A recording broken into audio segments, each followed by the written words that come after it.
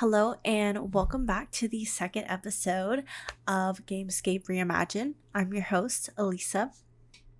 And last episode, we kind of explored more about Marvel Rivals and the lore, the characters, the background that kind of goes into the game. And so today, we're kind of going to be diving into further information, our background of the lore, as well as some of the character alternate endings or what if scenarios as well. As we know, Marvel Rivals is a 6v6 player game. It is not a traditional single player story mode, but the developers, NetEase, have confirmed that they never planned a story mode either. And so the storytelling is done through seasonal themes in game. They also have lore pages on all the characters and biographies. They also include character interactions, map cutscenes, a gallery, and visual storytelling as well. The core lore premise is that a Timestream Entanglement occurs. This comes about because of a clash between Doctor Doom present day and Doctor Doom 2099. As we kind of mentioned last episode with Tokyo 2099, there's different types of universes that they showed throughout the maps. And their experiments to master the multiverse through combining magic and science cause these timelines, these realities, and worlds to merge in unstable ways. So, as a result of the Timestream Entanglement, multiple universes are overlapping and fractures are happening. So these heroes and these villains from different timelines are forced into this merge and distorted multiverse. So some new variants and alternate versions of places exist. For example, we have Wakanda, and then we have Wakanda in space, or we have Asgard under different rulers. And a cosmic entity named Galacta, who is the daughter of Galactus, is overseeing these events. She appears to be trying to preserve what she can of the timelines before everything is destroyed. Meanwhile, other threats have arisen due to the entanglement, and among them are both versions of Doom, and also the lurking potential of Null, the god of the symbiotes, as a cosmic villain in the background. The story is expanded again through character bios / lore tabs, so each villain and hero has their own lore pages that reveal how they're affected by the multiversal chaos, and again, seasonal events. So each season typically has a theme and plot elements. So new maps, villains, etc. that push forward parts of this lore. And also visual storytelling, of course, any map cutscenes or environment design and background or map lore through locations as well. So for example, we have Black Panther. So in the Blood King's lore, introduced in season 1.5 of Marvel Rivals, T'Challa travels to an alternate Earth to meet Reed Richards to deliver a cure for a vampiric plague affecting that world. Luna, Snow, Loki, etc. Their lore is adapted or slightly tweaked for this multiverse tangled world. For example, Loki harvesting chronovium sap, which is a substance relevant in the merged / unstable realities, is an example of a rule specific to the setting. Moon Knight and the Dracula. So there's a popular meme. It's called Moon Knight calling Dracula a blood-sucking nerd, so that the game has kind of integrated into its lore in certain map voice lines and environmental context. So it's kind of an example of how the game mixes serious narratives with lighter, often humorous references as well. And kind of moving on to the themes and elements that Marvel Rivals presents. So of course we have the multiverse and alternate realities. There are lots of alternate versions of known characters, places, and alliances, and the entanglement is the center of that. So chaos versus restoration or preservation. So entities, heroes, villains, cosmic beings are either trying to exploit the chaos or restore order. Galacta plays a preserving role, so villains like Dooms attempt domination. There's obviously the convergence of timelines leading to unexpected pairings and overlap of storylines. So characters from one timeline meeting those from others. For example, how we talked about Black Panther going to find Reed Richards. And then the seasons and their evolving story arcs. So rather than a static tale, the lore unfolds over time via seasons. And each season theme contributes to new maps, missions, events, and revelations as well. So I guess the question is how deep will the narrative get, since there's no story mode? Many character lore pages are still unreleased. Often only the first page is available, actually. And exactly How does Noel play into the story long term is somewhat mysterious. Is he like a looming threat, or will he become central? And what are the full implications of Doctor Doom versus Doom 2099? Their experiments cause the entanglement, but how far will one or the other go, and what alliances or betrayals will arise? And which alternate realities, maps, events will become canonical influences in later seasons or even map design? Moving on to a couple of characters and their origins and relevance to the multiverse and the Marvel's Rivals timeline, as well as some of their abilities. Moving on, so we have Psylocke. So in Marvel Rivals, Psylocke is reimagined as Psy, who is a wandering warrior in feudal Japan, whose mission is to hunt down ancient demons and monsters. And she's also accompanied by her wolf, Logan. And Psy was ripped from her reality by the Timestream Entanglement and displayed by the Collector. So she escaped, and now her aim is to gather other displaced heroes and the multidimensional conflict and to find a way back to her home. And just some insight into a little bit of her playstyle and abilities. So she uses psionic powers, which are mind weapons, and she can dash short distances. She can become invisible to set up attacks, and her ultimate release unleashes a powerful rush across the battlefield. Now we'll move on to Luna Snow. So Luna Snow is a K-pop idol.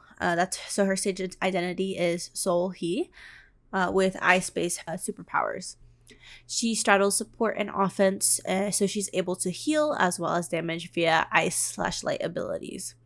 And she does also have a team-up ability, Atlas Bond, with Iron Fist. So when she's paired with Iron Fist gets a damage boost, and Luna Snow spawns a frost field that slows enemies, damages them, knocks them back, and heals allies.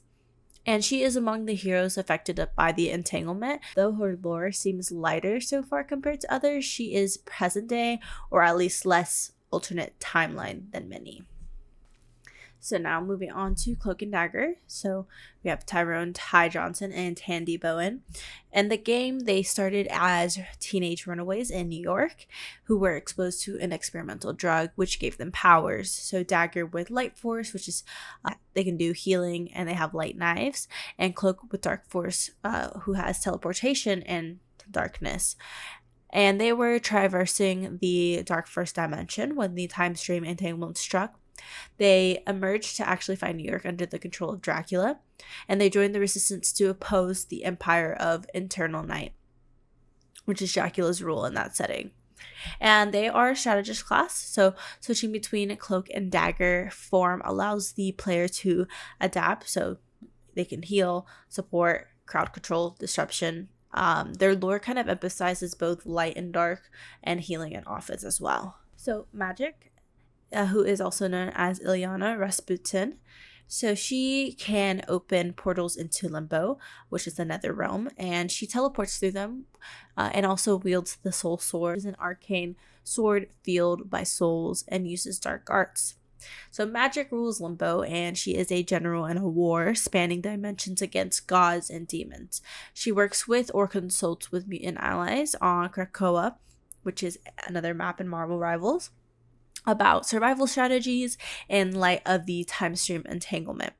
And her ability and playstyle consists of tactic mobility via stepping onto disc portals. She also has strong melee combat from her soul sword, and she also has the ability to maneuver via Limbo to gain advantage, and she has synergies or team ups with other heroes as well. And now we have Thor, who is also known as Odysseus. So he is the Prince of Asgard and the God of Thunder, who is known for his courage, his enchanted hammer, Mjolnir. I don't know how to pronounce it. Mjolnir, perhaps. And then so standard Marvel Thor, but there are a couple of lore tweaks in Marvel Rivals. Thor has suffered greatly since the Timestream Entanglement.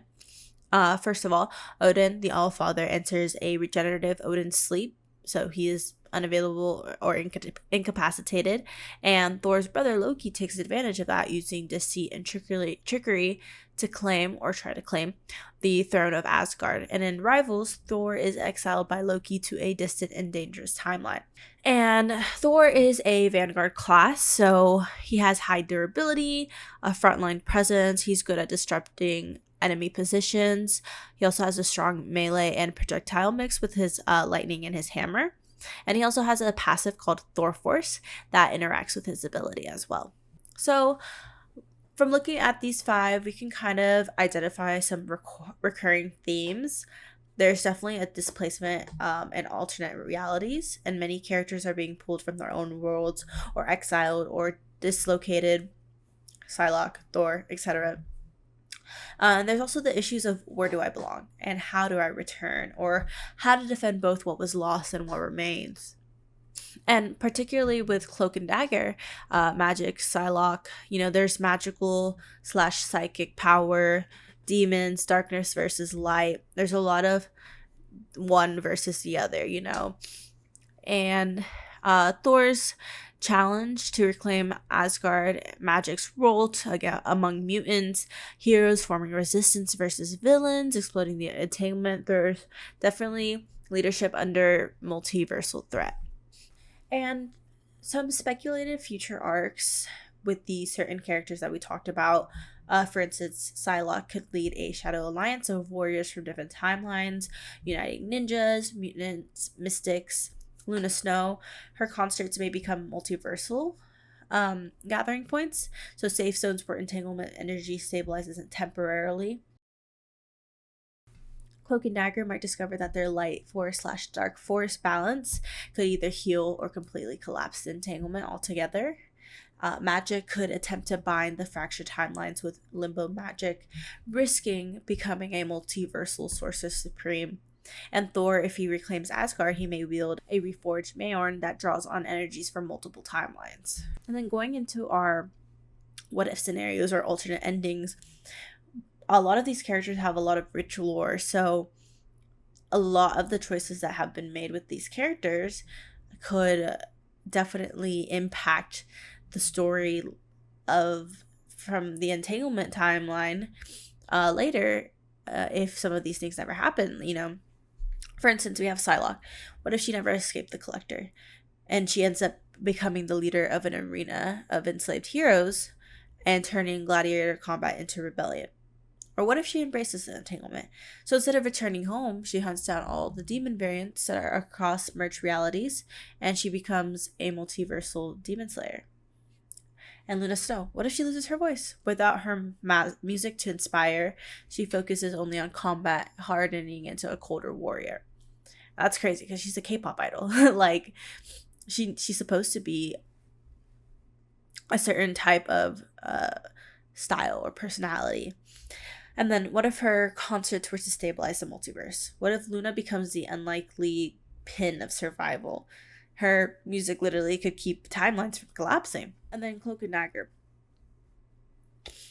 So what if Cloak is corrupted by Null? So the dark force becomes symbiote infused, so Dagger has to battle her own partners to save him. Or what if they fuse permanently? What if instead of switching between back and forth between Cloak and Dagger, they become a single entity that embodies both light and dark? So could they possibly be the ultimate stabilizer of the entanglement? Who knows? And what if Limbo consumes the entanglement for Magik? Magik could become a supreme ruler of a new Helm multiverse. Or what if she sacrifices herself? What if she uses the soul sword to cut the entanglement apart, which restores the timelines, but it ends up erasing herself? So if she erases herself, there's no more Magik. There's that character gone forever from the timelines. And what if Loki's exile plan works? What if Thor never returns and he's just wandering endlessly between dead timelines, and he ends up becoming a tragic multiversal warrior? But Thor could also wield multiple Mjolnirs, He could unite variants of himself from different timelines and forge a hammer with the power of these countless timelines, becoming an all Thor. Together, these what-if branches keep with Marvel Rivals' multiversal chaos theme, where any version could be true depending on the season or future expansions as well. So now going into more of the graphic design part of my podcast. So we obviously talked about the lore and the what if and alternate endings of Marvel Rivals. So one of the characters that we discussed was Luna Snow, and one of the what if scenarios was, what if she lost her voice? And that kind of enables her to lose her light and healing abilities, and so she could then turn into an ice cold warrior. And so design wise, she's all super bubbly right now. Obviously she has some black tied into her, but it'd be interesting if we were to make her hair color all black.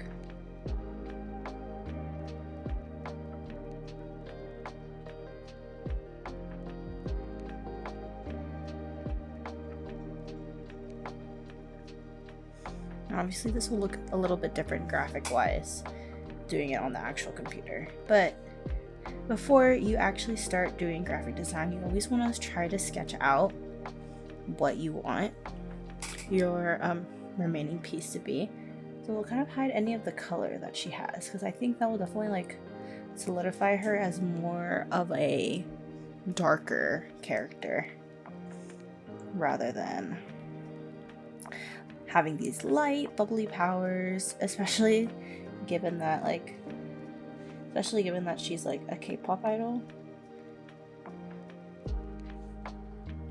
So instead of K-pop idol, she's gonna be an ice cold warrior.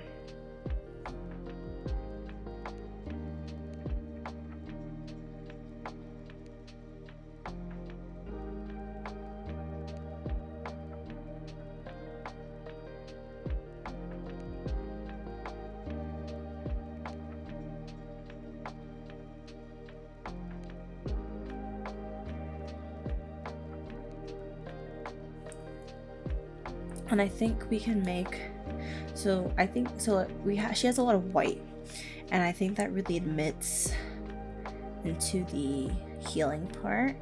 And so I'm thinking, what if we do like a really like a darkish blue and black color for any parts of her that are white? It kind of gives her a different persona.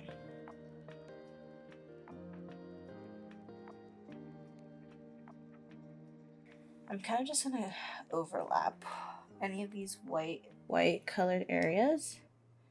I'm gonna outline it with the darkish blue.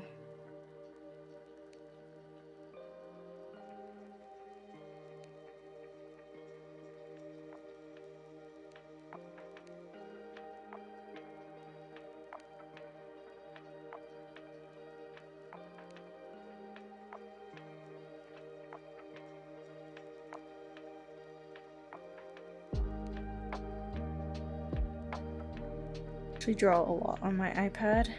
I am in actually a digital media design class, and I usually start a lot of my designs off in sketches. I'm actually not the best drawer at all whatsoever, but it kind of helps to just get in the habit of sketching things out. Even if you're not the greatest artist ever, it really gives you like a starting point, I would say, design wise, so you know which route you want to go when you're actually in, like, let's say for instance I use Adobe Illustrator a lot. So if you're in Adobe Illustrator, like, gives you a good place to start off. You know which direction you really want to go.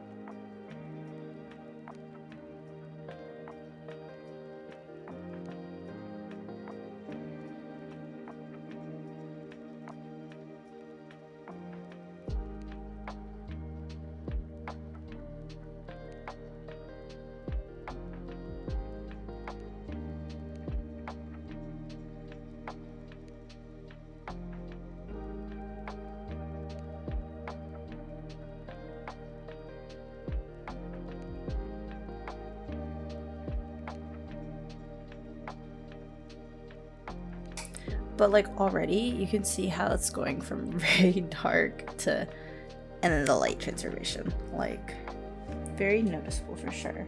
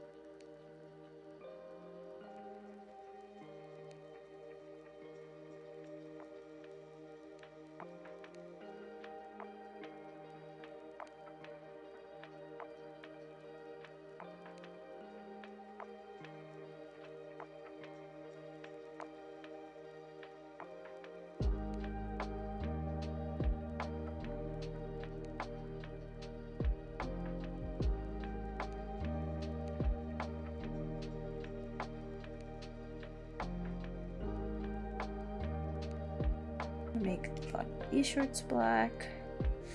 Same here. And then the shorts are gonna be white.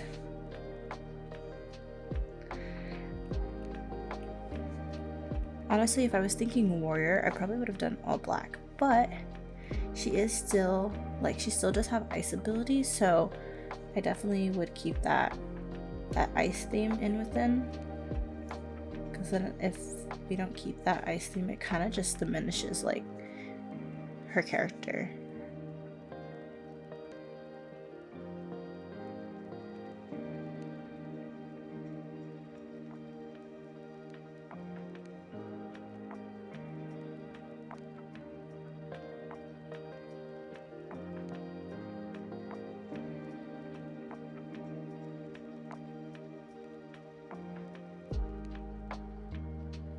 And also, like, we could keep some of her character designs in here that are already there, but also just kind of like going everything kind of gives you a fresh start to play around with any like details you might want to add or anything like that. So it really gives you like the creative control, I think.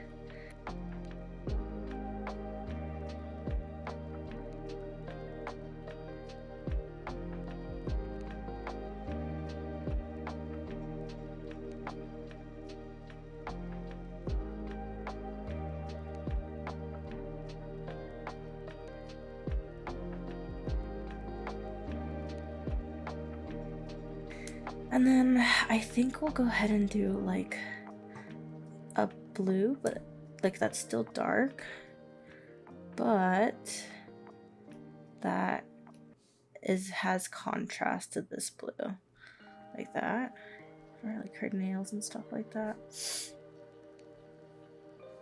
She has these little like rings wrapped around her hand. It's like a glove actually, so I think it's a little like ring. It has a ring thing connected to her gloves. Because of the light you can't really see that, but yeah, it's like connected to her gloves.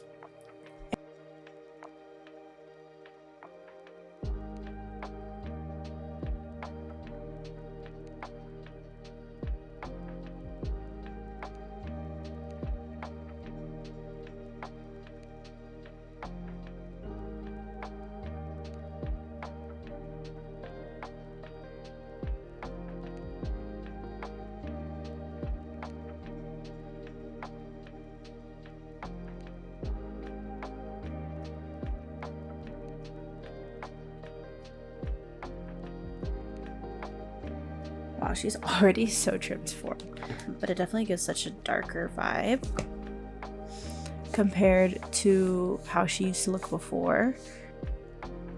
This is her before, and this is her after. Already a whole different type of vibe. That is Luna Snow, Ice Cold Warrior. Alright, so next we have Cloak and Dagger.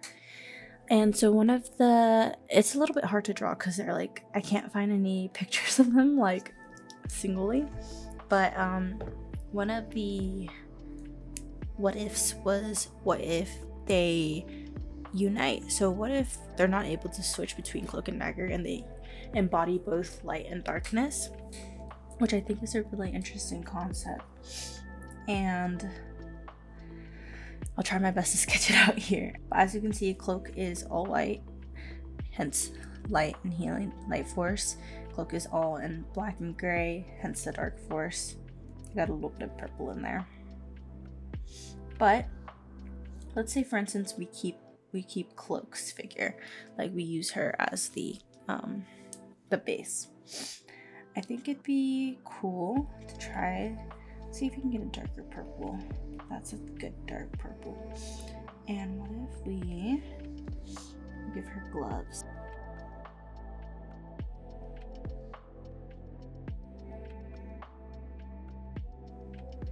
I think I want to cover her whole hand, to be honest, because Cloak has his whole hand covered. So I think that'd be a great, like, replica, I guess.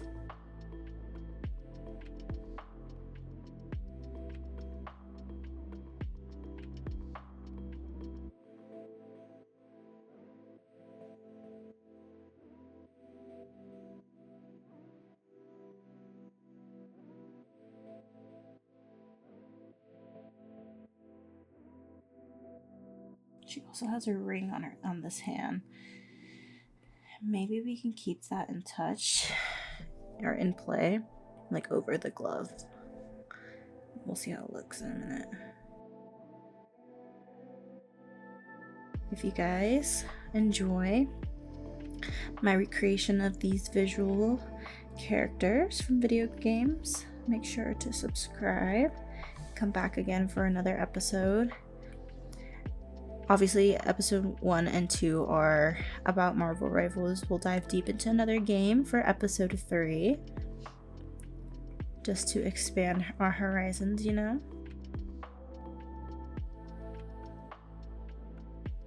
It's definitely a lot easier when you have a base to start off with, rather than creating from scratch, because I definitely know that I could not do this from scratch.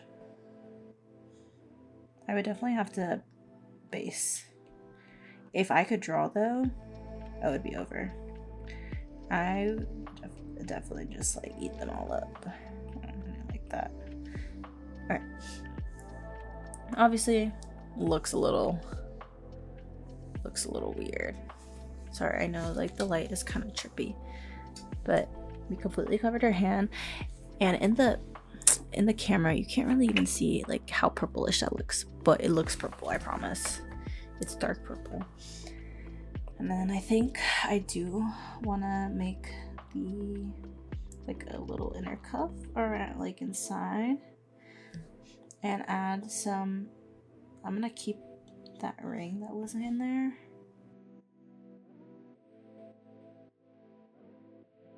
So you guys can see it a little bit more clearly.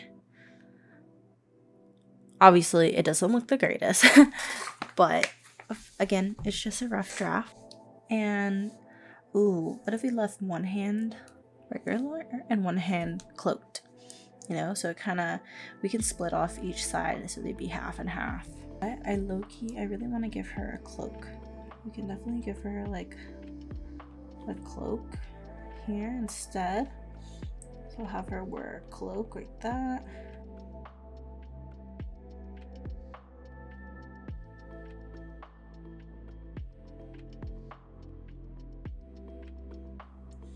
We'll have her hair keep flowing out of it.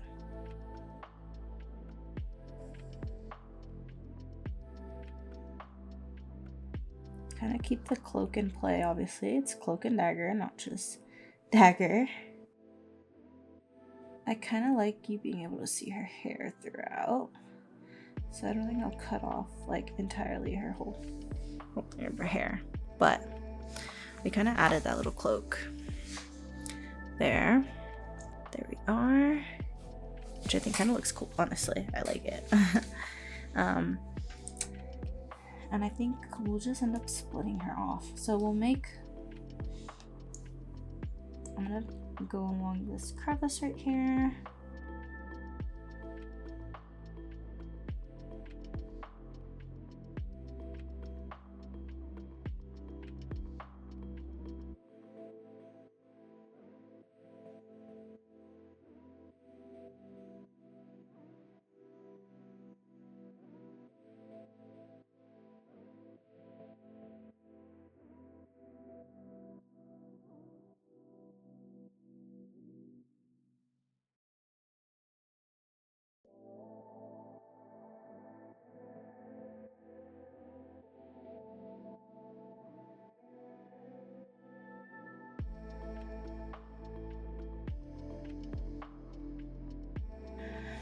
Obviously some of this looks, it's so hard to tell, but like it's obviously very choppy and you can't really decipher where the legs are, but in editing I swear it's a whole lot easier. And especially like probably do have like a purple outline here, keep it outlined still semi, but for draft purposes I'm gonna keep it as is.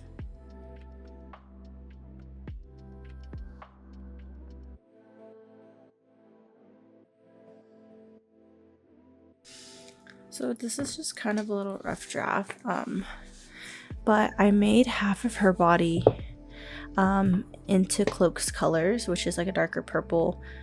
I swear it's purple, but it's a darker purple and black, and I would like to keep like that little outer part of the cloak. Like I want to have that side having a cloak, and then that's why I kept her her hands out on this side, so you can kind of decipher the difference still. But it's just literally united. But yeah, that is Cloak and Dagger Reimagined.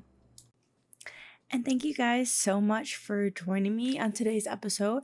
I hope you guys liked that little visual tidbit, being able to visually see the reimagination of characters. I really enjoyed being able to kind of sketch out those designs. Obviously, having them in Adobe Illustrator or Photoshop would be a lot better, but everything always starts out with a sketch, so hopefully I can make it into real life and I have something to show you guys for next time. But yeah, thank you guys so much for tuning in for today's episode. I hope you guys enjoyed it. If you have any suggestions or any specific games, please let me know and leave a comment down below, and please like and subscribe for more as well. Thank you so much.